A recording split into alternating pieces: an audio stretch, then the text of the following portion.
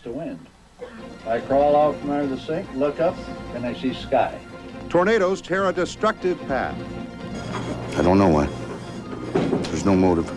He says he killed his ex-wife and then stuffed her in the trunk of his car. The juice gets squeezed by police. Voters decide whether school's in or out.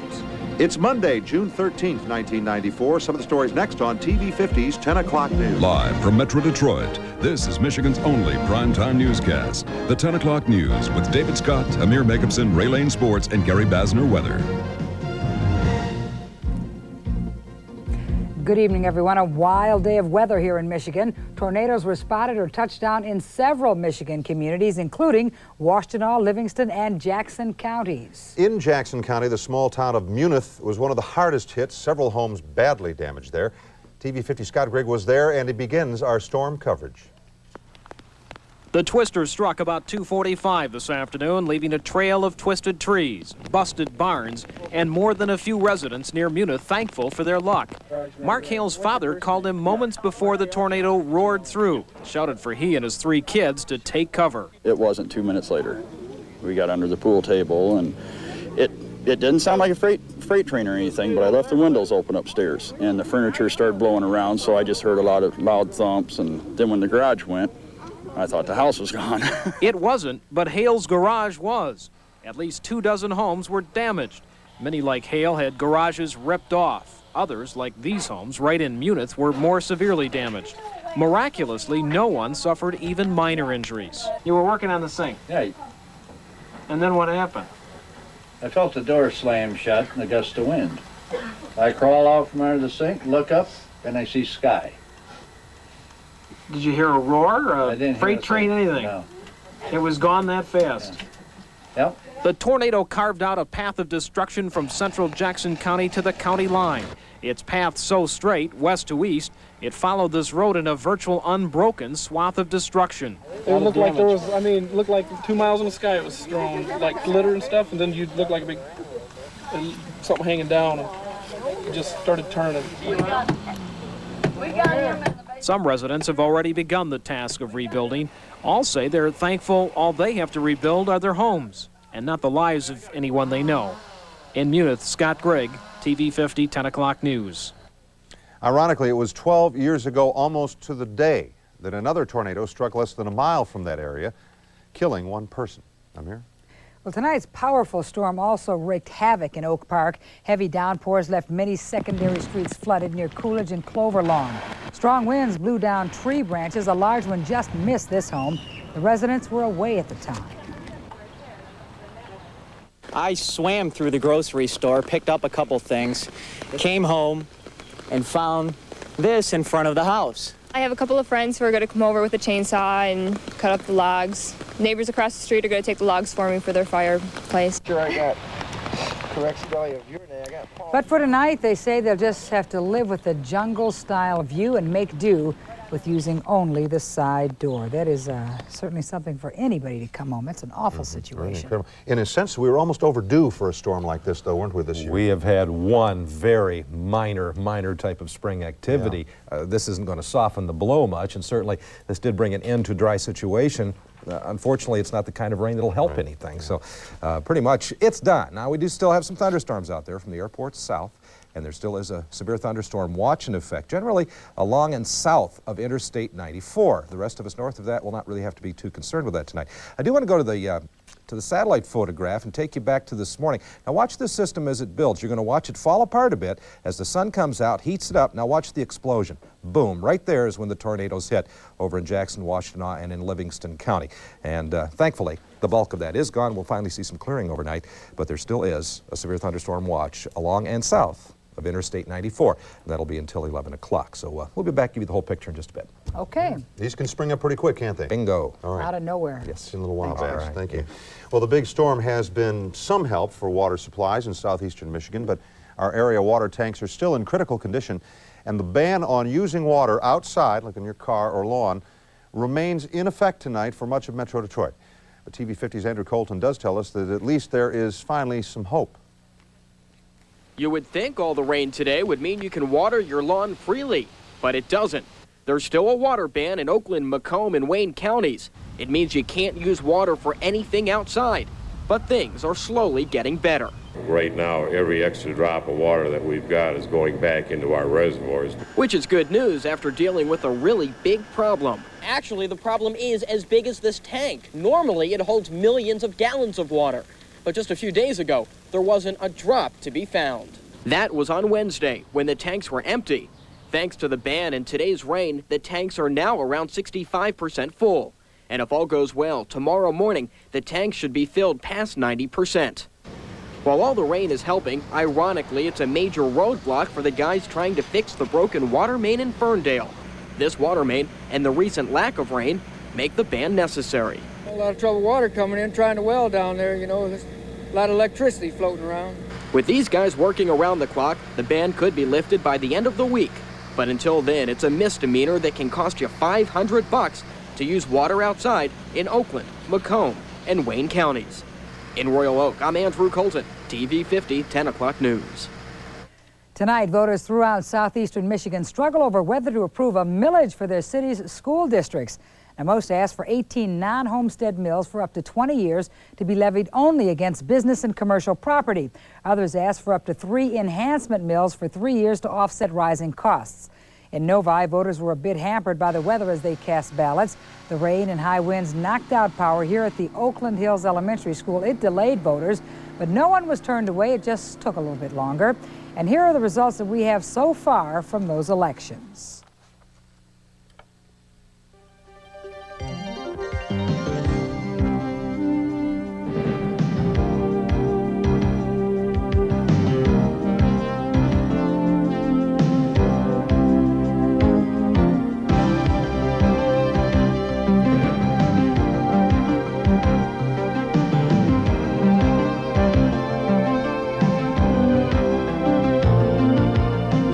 And as more results become available, we will promptly pass them along to you. Yeah, one of the big millages, of course, in Southfield, and, yes. And we'll hear what's been happening there tonight, so stay with us because those numbers still coming in. And still ahead for you tonight, a bizarre story. A man reportedly confesses to killing his ex-wife and cramming her body in the trunk of his car. She lost an arm, a leg, and her unborn baby, allegedly because of her enraged boyfriend. Now, she's not only defending him, but she's dropping another bombshell. And police questioning Football Hall of Famer O.J. after his ex-wife is murdered. That story is coming up next.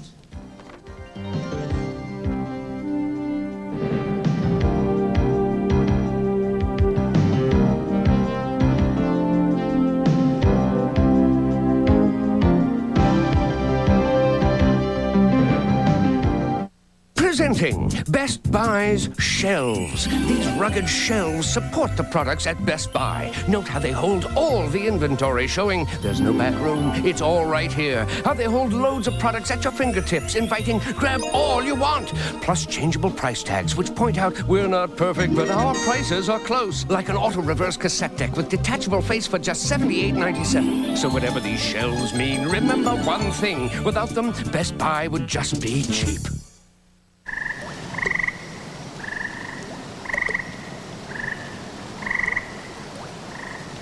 Listen.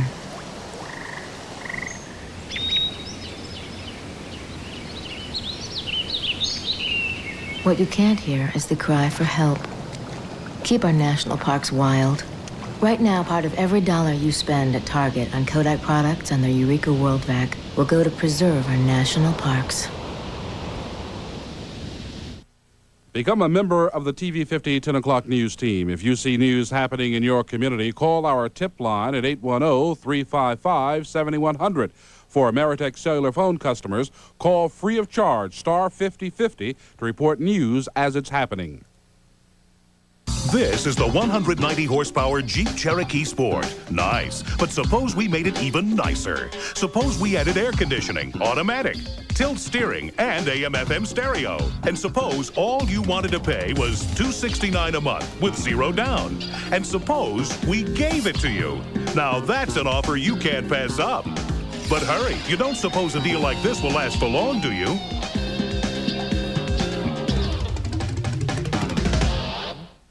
If you watch Who's the Boss weekdays at 5:30 on Fox 50, you'll learn valuable house cleaning tips. You'll hear the great performances. What's love? but a second-hand emotion. See great ballet. Oh, no, don't do that. It's Who's the Boss, a show just filled with surprises. Who's the Boss? Weekdays at 5:30. Everybody knows it's on Fox 15.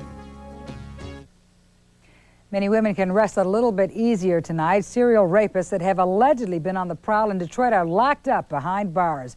Detroit police, in conjunction with the FBI and the Michigan State Police, announced the arrest this afternoon.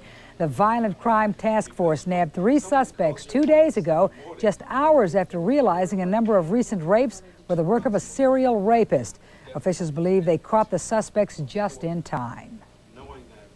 When we stopped the vehicle, they were in the process of looking for a woman to abduct. There were guns in the vehicle, and they were out cruising the area looking to locate another woman. 4 women, all in their teens or early 20s, were raped last week on Detroit's east side. Police say all of the women were walking alone when the attackers, 2 adults and 1 juvenile, would force them into a car at gunpoint, drive them to an alley, and then rape them. The suspects are expected to be arraigned tomorrow. David? Well, former football star O.J. Simpson's ex-wife and an unidentified man have been discovered dead, apparently murdered. Early this morning, the bodies of 35-year-old Nicole Brown Simpson and a 26-year-old man were found outside of her condominium. Police also found her 2 young children inside, asleep. They were unharmed. O.J. was taken in for questioning, but police are not calling him a suspect. The Hall of Famer was apparently in Chicago at the time that the 2 people died, and police say they're still interviewing lots of witnesses. But tonight, the question remains. Is O.J. Simpson a suspect? Well, obviously, we're not going to rule anyone out, and we will pursue whoever we need to pursue until we bring the party to justice. In 1989, Simpson pleaded no contest to beating his wife. 3 years later, the couple divorced, but friends say that they had been talking about a reconciliation recently. Former boxing champ Mike Tyson has lost another round with the law. An Indiana judge turned down Tyson's request to cut short his prison sentence. The former heavyweight champ was sentenced to 6 years for raping former beauty queen Desiree Washington. Tyson wanted his term shortened to the 26 months that he's already served. Of course he was disappointed. I had no expectations today. I have no expectations ever in front of Judge Gifford. Tyson's appeal was hurt by the fact that he failed his high school equivalency test in prison and that he will not apologize for the attack on Ms. Washington. The former heavyweight is expected to be released from prison. At least he has a shot at parole in May of next year. Well, cleanup crews replaced the roar of engines on Belle Isle today. The 1994 Detroit Grand Prix is over, but local officials are just beginning to measure its success. A track record was set Sunday when Paul Tracy took first place 4 minutes ahead of the previous record holder, and race officials are also reporting attendance records. Sunday, a record crowd of 62,113 fans crossed the river to watch the Indy cars scream around the island. The weekend total for attendance climbed to 171,564, and promoters hope that next year brings even bigger crowds. We would really love to make this race the premier race on the IndyCar schedule, and there's no reason why it can't be. The Detroit Grand Prix may very well become the hottest ticket on the Indy circuit. A 5-year deal has been signed to keep the Detroit Grand Prix in Detroit, and race officials promise to make each year better than the last. His reputation is larger than life, and now so is he. Well, at least his picture is. Detroit running back Barry Sanders has been immortalized on a 160-foot mural. Artists created this enormous painting on the side of Detroit's Cadillac Tower in downtown Detroit. The painting is part of a Nike ad. Artists spent nearly a month and 140 gallons of paint to complete that project. Now, that's a big football player. That's a great shot of Barry, too. He looks tough in that. Yeah. Yeah. Busy time. We have the boat races, the Indy races, and now we got the World Cup soccer. And the teams are coming to town. One team's already in town. The Swiss World Cup soccer team is in town now. The USA team due in Wednesday. The 2 teams, by the way, meet Saturday in the first match at the Silverdome. The action slated for 11:30 a.m. This evening, the team from Switzerland held a press conference, and Greg Halushka had the penetrating question. What do you know about the city of Detroit? And only thing I know that it's the city of the cars. You know. Fast cars. I mean, what kind of car do you drive? I drive a English car. It's too bad you couldn't come in. We just had the Grand I have to say, I like the Mustang, the old one, and now the new one. So that's I think it's a car from here, from Detroit or from Ford. Maybe you can work a deal out to take one home. I don't know. Yes, I can deny the rumors one more time. Mike Keenan says he's staying right where he is as coach of the New York Rangers. That is, if his bosses want him. Keenan says he'll not be coming to the Red Wings as he plans to honor his 5-year contract. And a top second baseman calls it a career in the National League. And by the way, a trivia contest tonight on the Sports Extra following the news. Back to soccer, things are gearing up. Excitement is rising. Should be a good... It should be a couple interesting couple of weeks, and it'll be fun to see how some of those matches attract the fans. Good. Yeah. Tickets available. There are for a couple of matches, yeah. Okay, thanks, Ray. See you in a little bit. Still to come for you tonight, there is a major court victory for General Motors. And getting rid of your gun is just a ticket if you want to date with a star. Also, speeders aren't the only ones getting pulled over on Michigan roads. That's in our Lifestyles report later on TV 50's 10 o'clock news.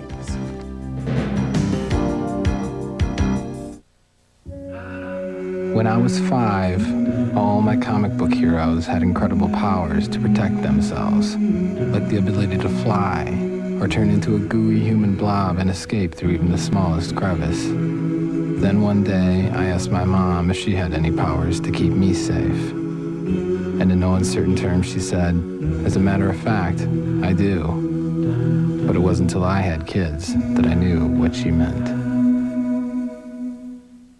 At Metro 25 Tire, get the lowest prices, highest mileage, and tires in 25 minutes, guaranteed. Here's the Uniroyal Tiger to show you more. You know, there should be a whole lot of road between you and your next set of tires. Uniroyal Tiger Paw radials, sure-footed, mile after mile. Get warehouse prices up to 70% off from America's largest Uniroyal distributor, Metro 25 Tire. See our ad in Sunday's Detroit News Comics. Prosecution witnesses are no-shows in a mutilation case in which the victim has recanted testimony. I'm Willie Willis. That report coming up on TV 50, 10 o'clock news.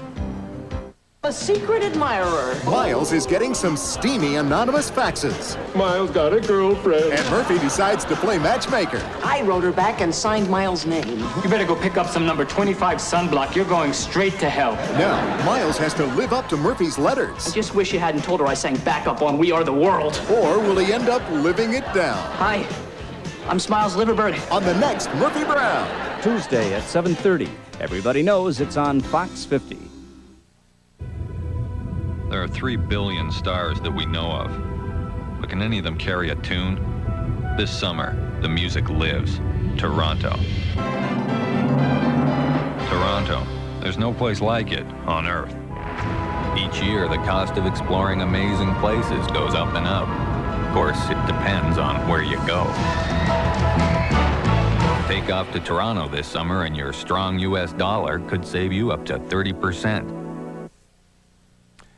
A big sigh of relief at General Motors tonight. The Georgia Court of Appeals says GM is not responsible for 17-year-old Shannon Mosley's death.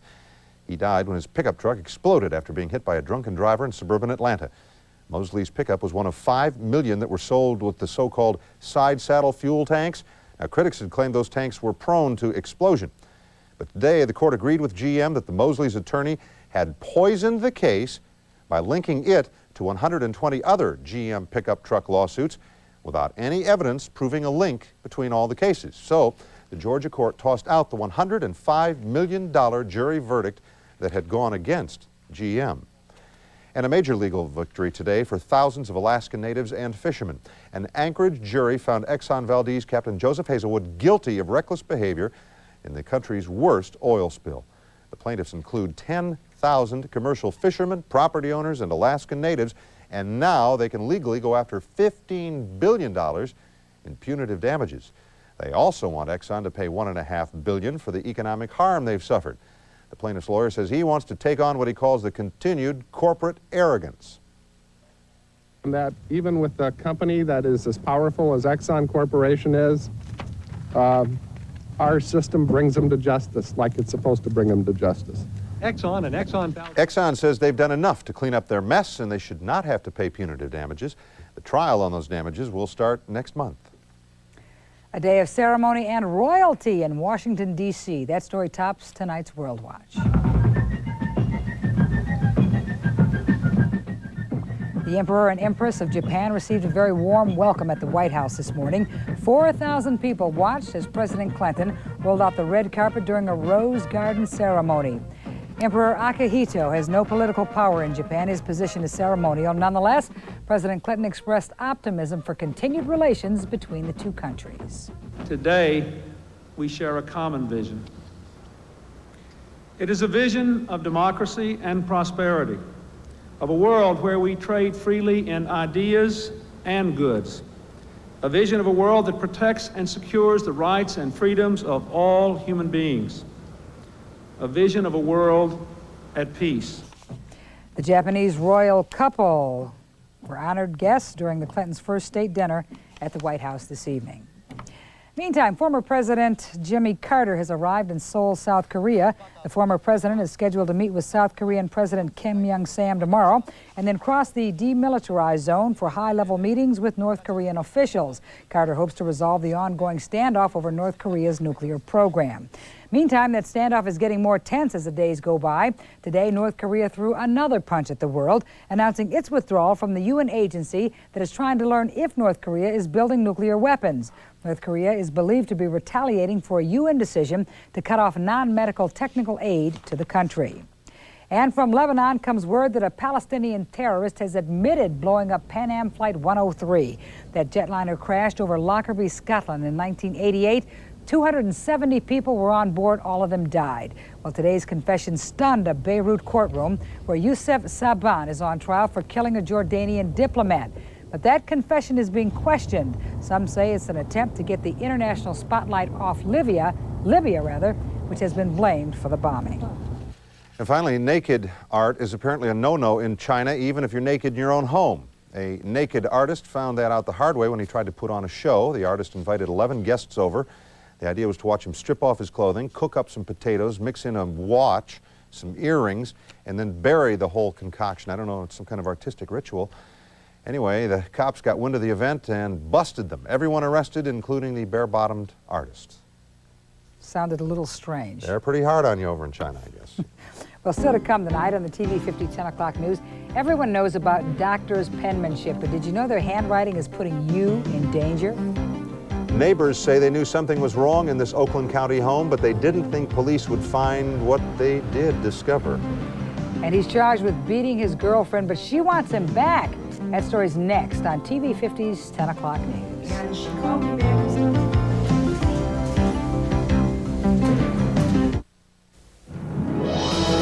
There's something new in Colgate Tartar Control toothpaste that leaves your teeth feeling remarkably clean and smooth. Inside every tube is an amazing micro-cleansing formula. You can actually feel it in your mouth every time you brush. You'll know it's worked because it leaves your teeth with a feeling of clean. That speaks for itself. Getting teeth really clean takes Colgate Tartar Control. If you take vitamins, you should take a walk down the largest vitamin department of any drugstore in Michigan.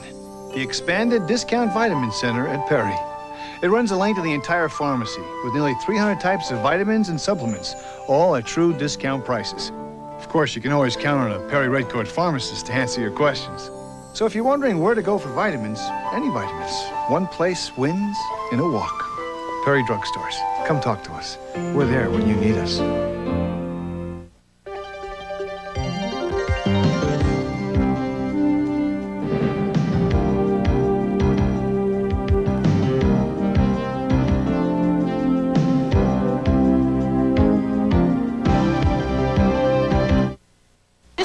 Camry will be a great fit here. So how big are you? I'm 6'3½". Would you like to take a look at the Camry? Sure. We found a big and tall guy, and he's going to come try the Camry on for size. Very roomy. Feels good? Yeah. Yeah? Good. You're 6'3½", and you're not bumping your head. No. So is this a good fit for you? Yeah. Would you think about selling these in your store? Sure would, yeah. Do you think they'd go over big? Every year, American business wastes millions on international calls using the wrong long-distance company. Now with MCI's Proof Positive worldwide, you can save up to 50% off typical international calls around the world. Call and put that money back in your business. It's the talk show that everybody's talking about. She's a wicked little minx, isn't she? Vicki. She's got her own way of talking. Let's talk about the sex scene. Vicki, weekdays at 12:30. Everybody knows it's on Fox 50. A 37-year-old auto worker is in jail behind bars without bond tonight, accused of murdering his ex-wife. Michael McKemmy allegedly told state police that he would cut the woman's throat and then kept her body in the trunk of his car for several weeks because he could not bear to leave her. Fox 50's Mike O'Neill has that story. Now, has the defendant, Mr. McKinney, been arrested? It's the third time Michael McKimmy has been brought before District Judge Gerald McNally, accused of assaulting Sarah McKimmy. But this time the victim could not withdraw the complaint. This time the charge is murder. 32-year-old Sarah McKimmy divorced her husband last year, but quickly returned to the stormy relationship, which ended a few weeks ago. It was discovered this past weekend when neighbors found the smell from McKimmy's car to be overpowering. In the trunk, police found the victim's body. When police came here over the weekend, the suspect wasn't home. A few hours before being arrested, he had gone to a neighbor's house over here where he had spent much of the day. The neighbor says she still can't believe what happened. We had no idea. You knew they fought.